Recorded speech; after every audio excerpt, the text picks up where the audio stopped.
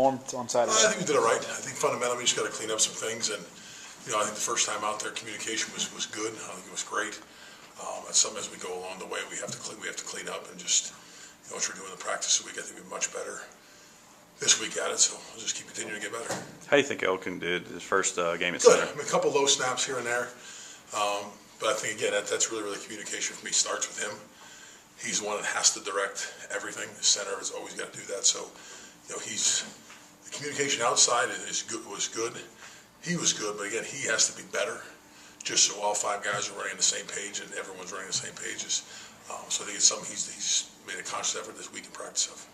Were some of those snaps maybe just the fact that as the game went on, maybe the emotions got to him, they're a little more tired than they might normally? No, I think it's like anything. I think it's the task was, if you look at a few of them, just him thinking on certain situations, thinking about something that, you lose the focus of that part of it, which you can't do.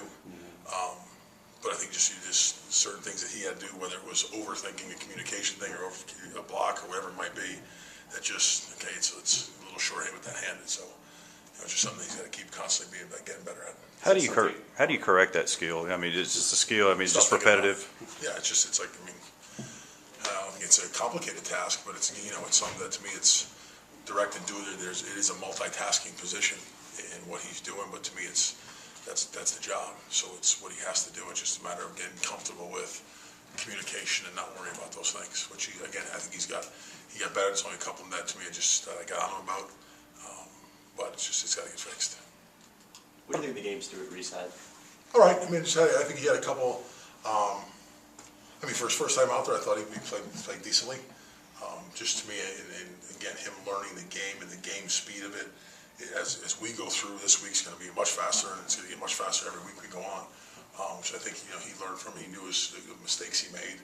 The one I think his first pass pro we had, the third play or whatever, he kicked about 55 yards back, and so where are you going? Because I got nervous and didn't want to get beaten. I said, well, you can't go that far back. So I think again, it's all a learning process for them and for him doing the same thing and just correcting things on film from the game, which now he's got his feet wet. So it's for him. It's just keep getting better each week.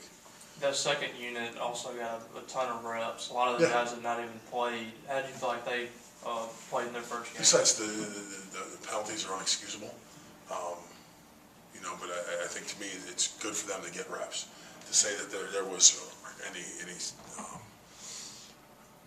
great plays made, but the biggest thing to me, Greg, Darian, Harrison, Michael's played last year a couple of games, and Evans really for 4 of the 5 was their first game out there too. So for them, it was just good to get the experience and get the plays that we needed. I think they got about 36 plays, which is even the ones for them playing just a series over the half, they had 63 plays. For them to get 36 plays, it's great for me to coach off them and for them to learn from it.